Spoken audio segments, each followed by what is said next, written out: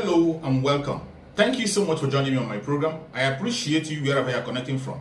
If you are joining me from any part of the world, I thank you very much for your contributions on this channel.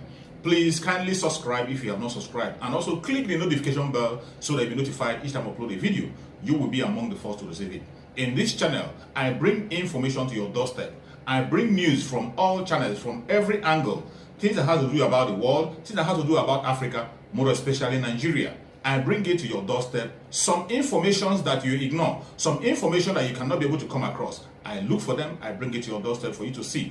Every video you see on this channel is for educational purpose. In Kogi State, if the governor is, for example, from Anigala, be sure that the deputy governor will be Ibira or from Okun. In Edo State, if the governor is from Benin, that's Edo South, be sure that the deputy governor will be from Edo North or Edo Central. This is with a view to give vent to our republicanism, to our federalism. We are a federal setup. We are not a unitary system of government. What it means today, Ruben, is that the president can decide to sit with the entire security to discuss Nigeria's security, and they could speak in one language, in Hausa language, because the chief of army staff is from there, the chief of air staff is from there, the inspector general of police is from there, the director general of SSL or DSS is from there, the comptroller general of customs is from there, the Comptroller General of Immigration is from there. The Comptroller General of Prisons is from there. The Director General of NIA, DIA is from there. The Acting Chairman of EFCC is from there. Indeed, so when I went abroad 2 weeks ago, and I just came back, some people in the US asked me, is your country an Islamic republic? And I said, no. Why do you ask? They said, because every name they are saying is either a Yusuf or a Muhammad or a Bawa. And I said, well, it is not. We are a republican country. We are a federal setup. I think, I do not know who is advising Mr. President. I think a lot of violence is being done to Nigerian unity. A lot of violence is being done to the sense of belonging of the average Nigerian. I am from Ijukwe, a small village near Agenibode, in Asorock, East Local Government Area of Edo State. I want to feel that I belong to Nigeria. Yes.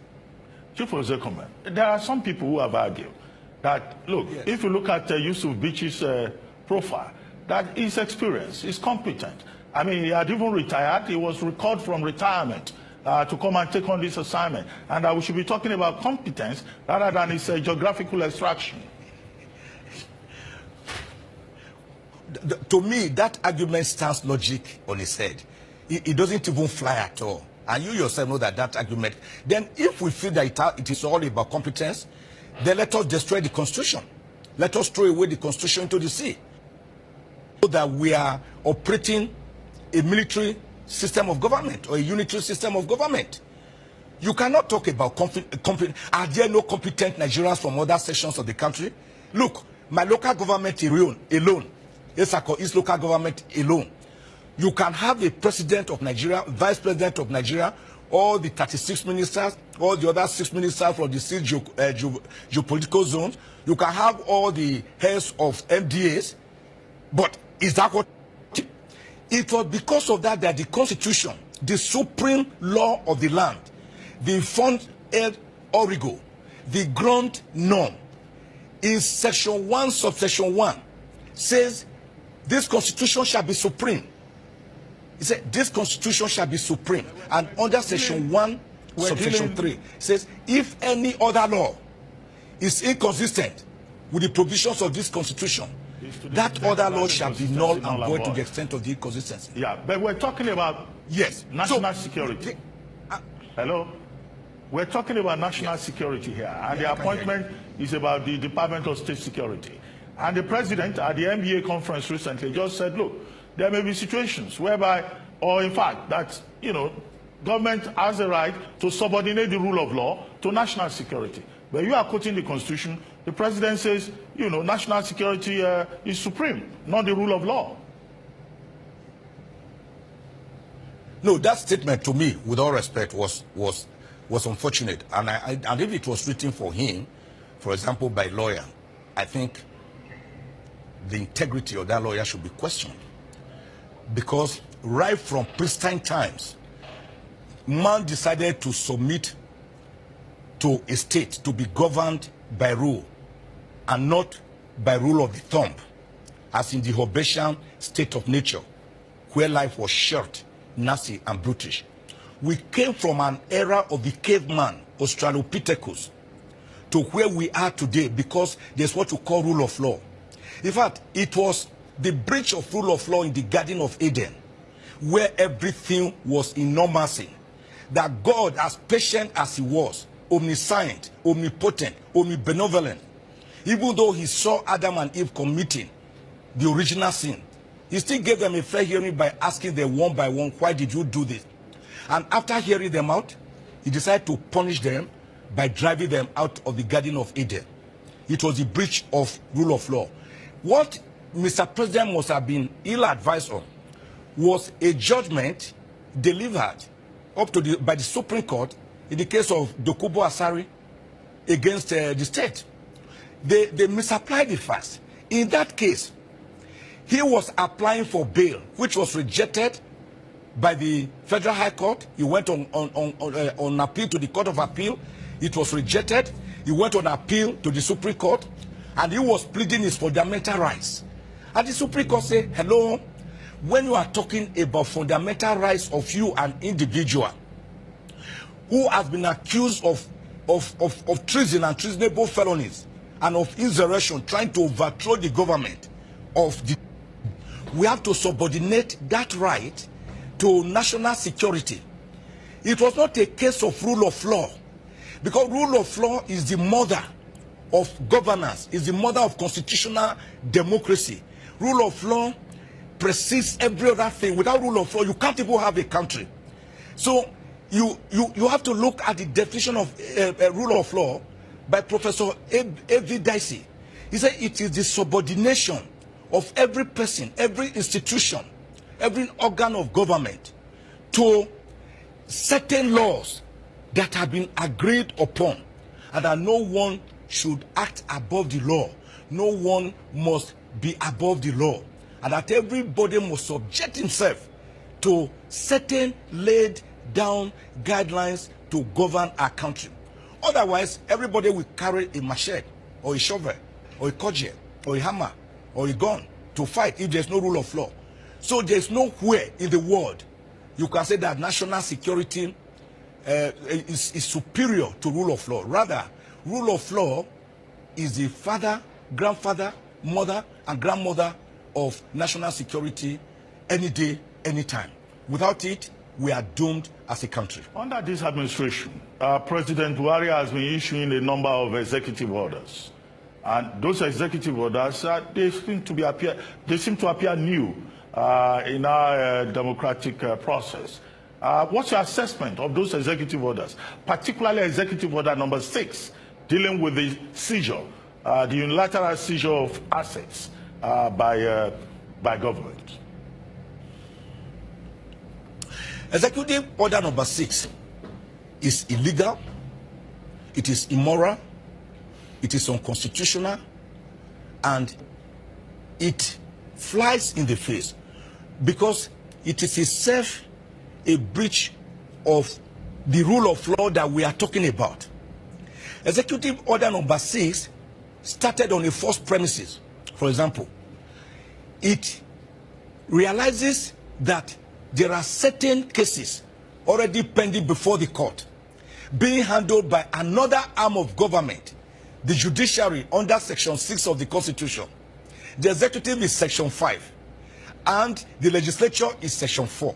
All these are called with the doctrine of separation of powers, ably propounded by Baron de Montesquieu, a great French philosopher, in 1748. Now, if certain cases are already before the court, how do you make an executive order forfeiting and attaching the properties and monies of those people whose cases are already before the court? What do you want the court to decide? There's another strange introduction into that executive order number 6. It actually names about 152 people, politically exposed people. I say, these people, we are coming after you. That is what you call a law made ad hominem.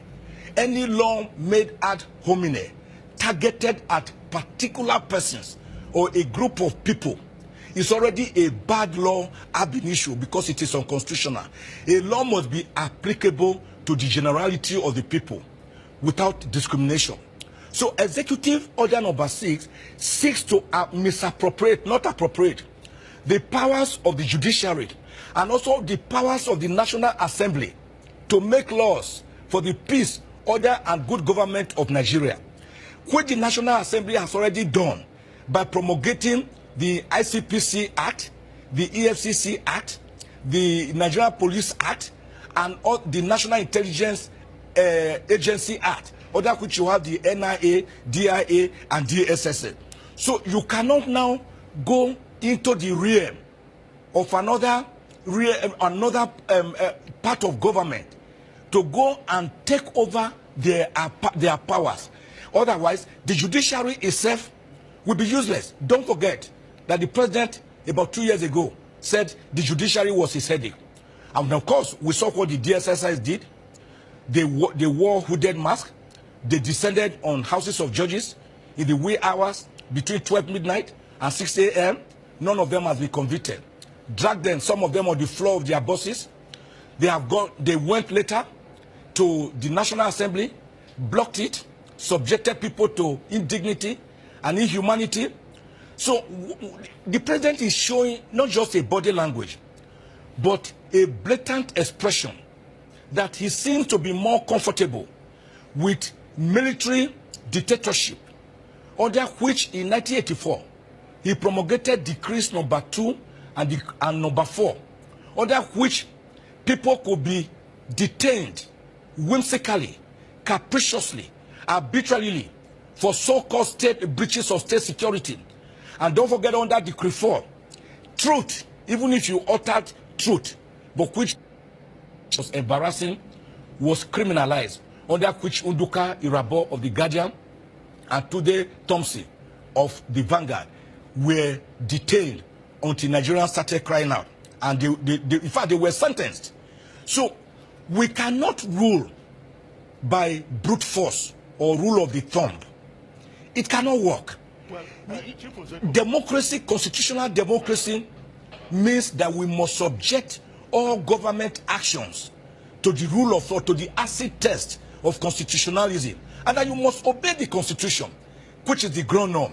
If you don't obey the Constitution, then you are destroying democracy. If I may cut in here at this point. Now, if you look at the Buhari government, there are many senior lawyers in that government, including the vice president, who is a professor of law, including your former teacher, Professor Ishesage.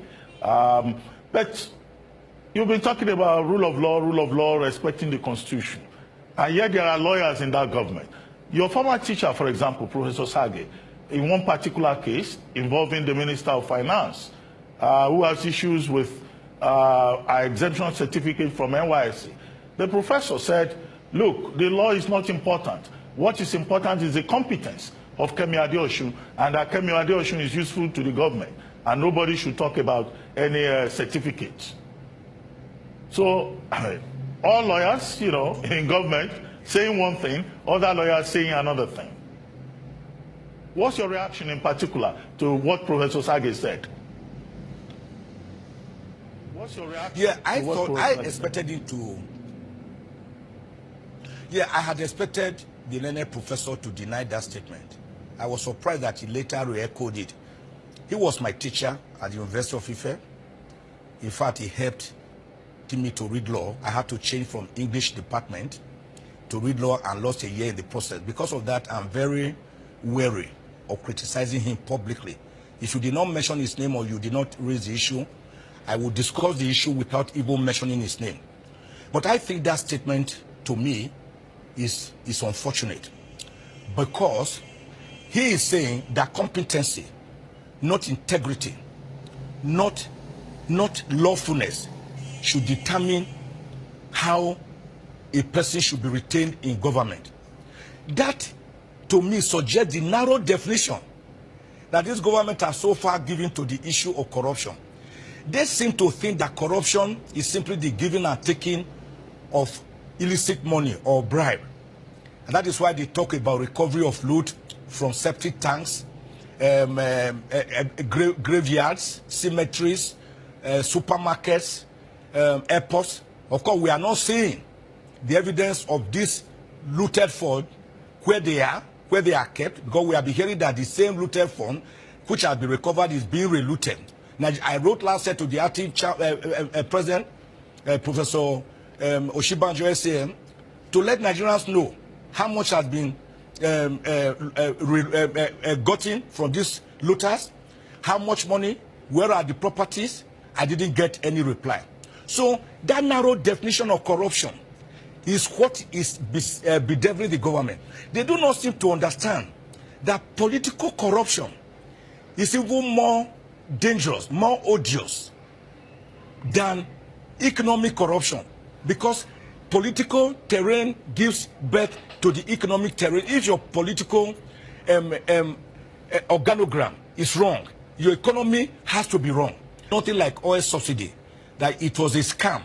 As at that time, about 500 billion naira was being used annually for on oil subsidy. Today, this government has used over 2 trillion naira on oil subsidy, but quietly and under the rug. Where is this money coming from? Was it appropriated by the National Assembly? They have to give us answers. All the so-called looted funds that have been recovered, the monies, the properties, where are they? Can they give an account to Nigerians? Because what is happening today, Ruben, is that once you cross over, of course, PDP and APC, like I've always said, are the same 6.5 dozen. The same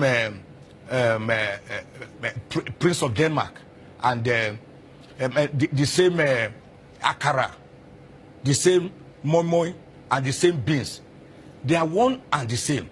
The leading lies today, about 95% in APC, were either governors or ministers or legislators in the PDP. So there's really no difference between them. But what is happening is that once a person crosses over from the PDP to the APC, even without any ideological delineation, like Naaman the leper, who was dipped into River Jordan 7 times, and he became cleansed of his leprosy, that person automatically becomes clean. He becomes politically correct. This government hugs corruption.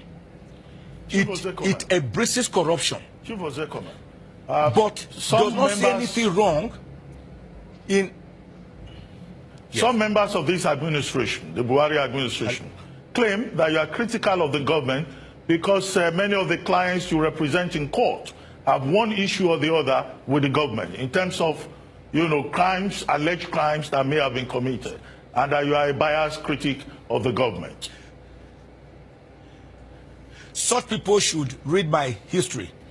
Go and read my statement even on January 24 during the Oka coup. That's in 1990. That's about 28 years ago. They should know that I am one of the co-founders of the first human rights body in Nigeria, the Civil Liberties Organization, which we founded on the 15th of October, 1987. If they look at my history, they will notice that I have been correct, I have been objective in my analysis. In fact, today I handle more cases, for your information, for APC people than for PDP people. And by the way, even if my clients were from one political party, the rules of my professional ethics, the legal profession, and Section 36 of the Constitution, the law that we have to operate and obey, says that a litigant is entitled, any person accused of a criminal offense is entitled to be defended by a lawyer of his choice. I was with Gani Fawemi. I was his deputy by 1985. He led me to defend Colonel Peter Obasa. He led me to defend Chief Killer. He led me to defend Isaac Idio Udoka, Ibrahim Diko. He led me to defend others. So it is the right of an accused person to choose a lawyer. We call it the cab rank rule. When you go to London, those black cabs is the one that is in front that you take. And in the case of Rosley and Wendy and Rosley, Lord Denny warned that you must not reject a case because of the unpopularity of that matter. Otherwise, people may end up being killed for nothing, even when they are innocent. Our criminal justice system is accusatorial. It is Anglo-Saxon based. It means that your innocence is presumed, and that has been appropriated in Section 36 of the Constitution. It's not inquisitorial, which is the French model, wherein your guilt is presumed. So every defendant has a right to defend himself. And the government prosecuting, don't forget, Ruben, are using the best lawyers, senior advocates of Nigeria, to prosecute these same people. Are you saying that the people are not entitled to defend themselves? Oyenusi, Osumbo, Mighty Joe, all of them were defended by lawyers, no matter how unpopular. I was kidnapped on August 22, 2013. My kidnappers are being defended. I don't have any qualms against it because it is their right to be defended. Before I let you go, so because we need to round up now. He's missing the point. We need to round up now. Just one final question for you. What's your assessment of the political process leading up to 2019 election? I want you to do a quick assessment of some of the candidates that have already emerged and tell me what you think of the candidates, including the incumbent president. Well, I believe that the coming elections, let me predict, will be bloody, will be rigged. There will be ballot boxes snatching, ballot paper snatching. The PVCs will literally almost be of no moment because the entire security apparatus will be deployed to muzzle the will of the people. So I see a dark cloud hovering over the horizon, but Nigerians should not be disenchanted. They should go to the polls and vote for candidates of their choice. PDP has up to between 12 and 15 parents. Like I said, under Section 87 and 90 and 91 of the Electoral Act, they are not even yet aspirants. They are intending aspirants. It's when you start contesting that you become an aspirant, and when you win, you become a candidate. So they also have to put their act together. If they do not put their act together, then there will literally be no opposition to the president. But if they put their act together and give one formidable candidate with the disenchantment, disillusionment, melancholy, gnashing of teeth, hunger, poverty, corruption, anger in Nigeria, I believe that the incumbent, like we saw in 2015, will be easily defeated. Well, Chief and it's not going to be rocket science. Well, Chief Ozekhome, Nigeria thank you very much. Is the poverty capital of the world. And Transparency International has rated us as one of the most corrupt countries in the world, going back 60 steps, the second most corrupt country. Thank you, Chief Ozekhome. Thank you very much. Economy was we'll have to end this segment at this point. You know, where today we are scavenging for food. Thank you very much, Chief Ozekhome. I'm sure we'll have another session with you very soon so that we can discuss many other issues. Thank you very much, Chief Ozekhome, SAN.